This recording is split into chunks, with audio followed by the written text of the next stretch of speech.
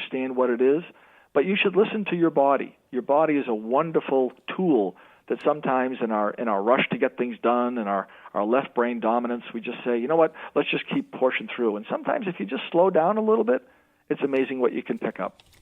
Rick, not only do I have to listen to my body, but I have to listen to our producer here.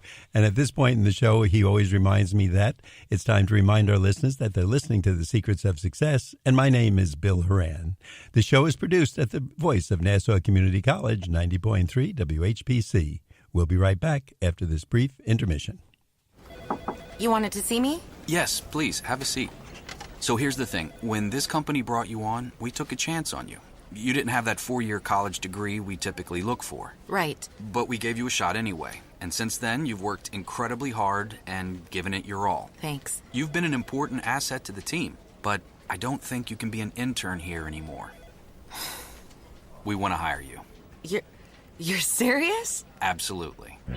Find your next great employee. Introduce yourself to the Grads of Life. Who are they? Talent worth knowing about. Young adults of unique determination and experience. An ideal fit for your company in an entry-level position, internship, or even mentorship. They might not have every qualification you typically look for, but they're exactly who your company needs. I won't let you down. I know. Don't miss out on a resource many innovative companies have already discovered. Go to gradsoflife.org to learn how to find, cultivate, and train this great pool of untapped talent. Brought to you by the Ad Council and gradsoflife.org.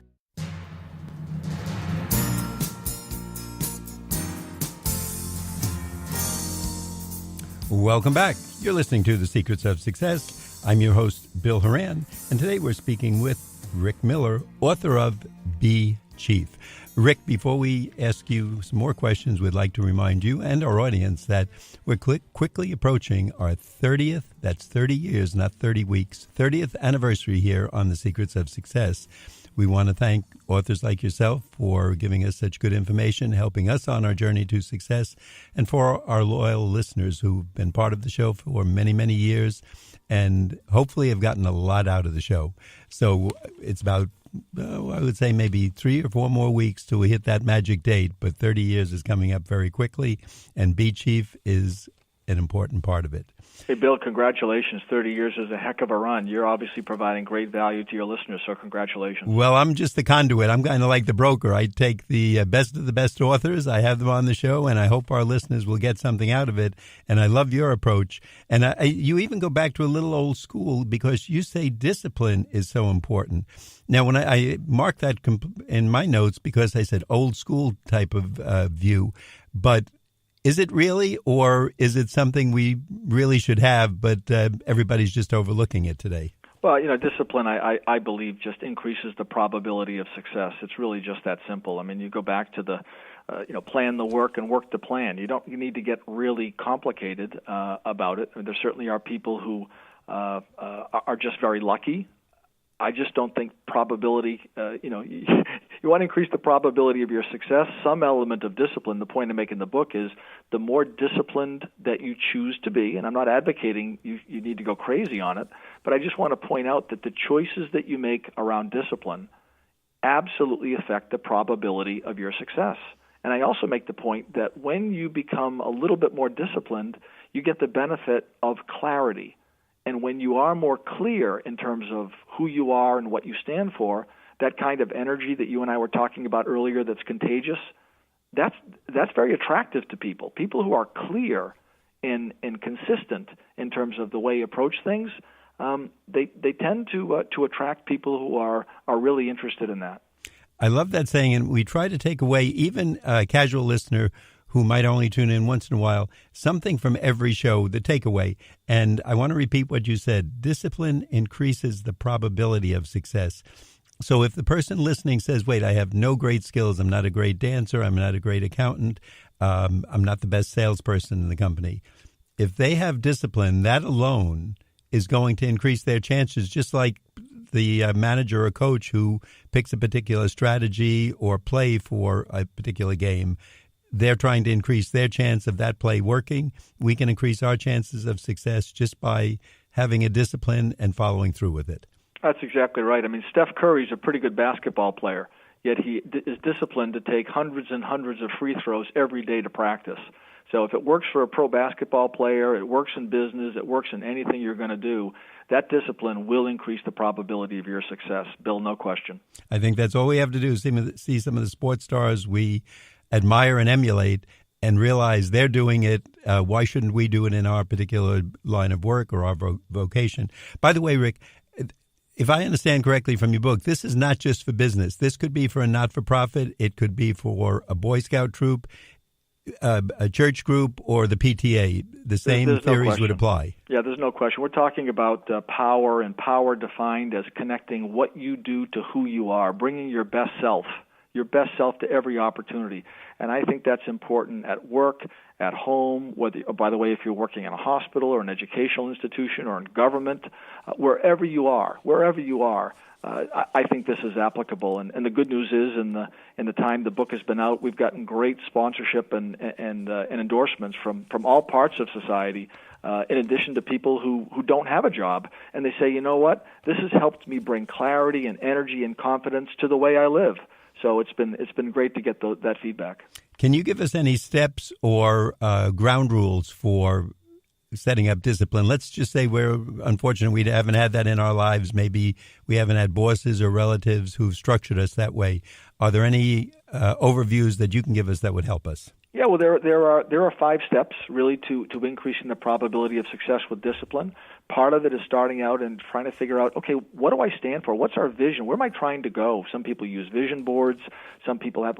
Can I see actually? Vision seeing. Can I see where I'd like to be? Right. Step 1. Step 2 is there's multiple ways normally to get there. Think about a roadmap. I want to go from A to B. There's multiple roads that will get me there. What road do I want to take? What strategy do I want to take to get from A to B?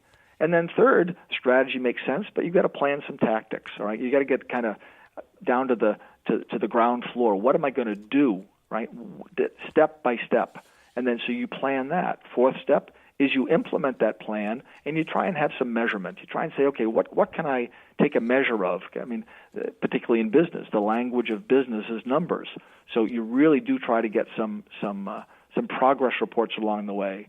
And then lastly, very important, you need to be able to adjust. Many times you'll put a plan together, and sometimes it's outdated as soon as you put it together. More often than not, it'll serve you for a while, but regularly you need to go back and adjust it because things change. So those are the 5 steps that I believe are applicable, by the way, to business. But by the way, it's not a bad strategy if you're trying to improve your health. Think about that. If you have a vision for your health and a strategy for your health, and you plan some tactics, and then you implement, you kind of measure, your numbers, and you adjust it, maybe that's a great way to be healthier, too, and increase the probability of success of your health. Rick, we love what you're saying, and we want to remind our listeners that they're listening to Rick Miller, author of Be Chief, on The Secrets of Success, the voice of Nassau Community College, 90.3 WHPC. I'm your host, Bill Horan, and we're finding out more about how to be chief from our guest, Rick Miller, today. Rick, once again, I'd ask you, where can we get your book, and is there a website where we can learn more? Yeah, the easiest place to go, Bill, is bechief.com. There you'll get a summary of the book, take a look at some of the endorsements. You'll learn a little bit about the charity that is going to be the beneficiary of 100% of author proceeds.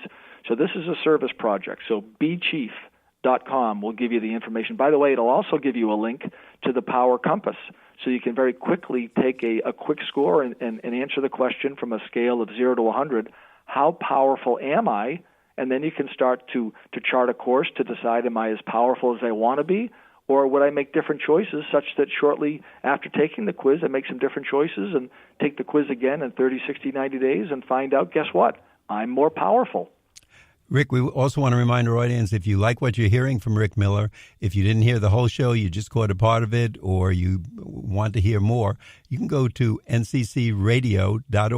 That's NCC for Nassau Community College, radio.org. You can get podcasts of all of our shows, and you can hear more what Rick has to say. You can hear the full version of today's show, and maybe this is what you've been waiting for to change your life. You have to take action. You have to go out and get the book. You have to do a little more on your own, but it's not hard, and just being positive is a lot of fun, and you're going to find a lot more benefits as we talk to Rick and learn more from him. Rick, we talked about before your book being very personal. you talk about a 30-minute car ride that was very important in your life in, I think it was Tallahassee, Florida. It was. Some guy named Mike. So you want to fill us in on that story? Sure. It was a great story. I mean, Mike Willenborg, again, one of those people that was probably a frontline sales individual, had a huge impact on me when I was somewhere in the hierarchy of the computer company years and years ago. I went down to Tallahassee to make a sales call in support of Mike. Mike was the person who had the account relationship. And I remember going down and seeing Mike.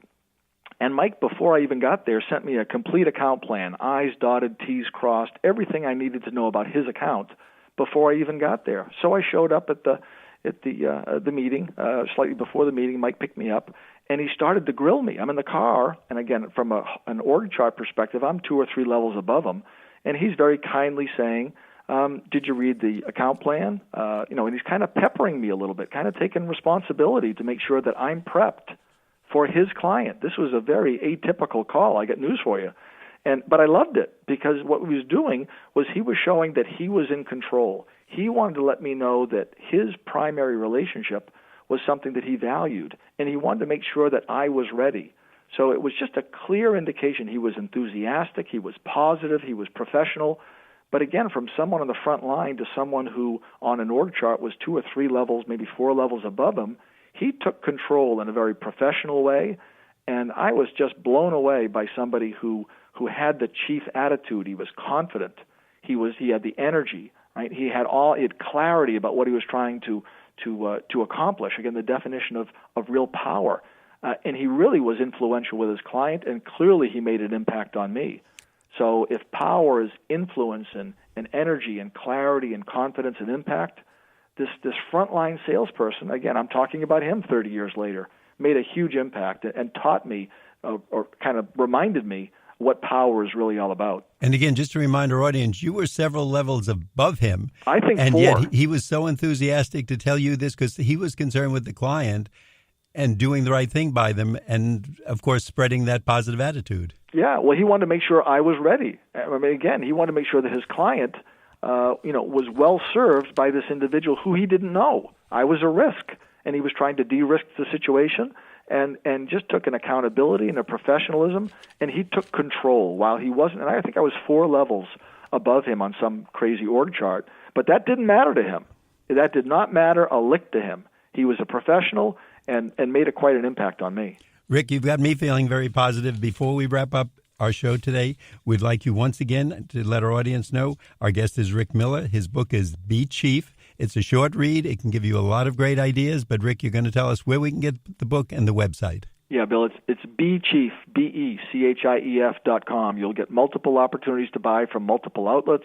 You'll get a book description. You'll be able to download a free chapter if you'd like. You'll be able to see the endorsements, and you will hear about and read about a wonderful nonprofit which helps special needs kids that will be the beneficiary of all author proceeds. Can't beat it. And the website? BeChief.com. Easy enough to remember. Rick, thanks so much for being with us today. We'd like to remind our audience that you've been listening to The Secrets of Success on the voice of Nassau Community College, 90.3 WHPC. I'm your host, Bill Horan, asking you to please join us again next week when we'll continue our journey to success.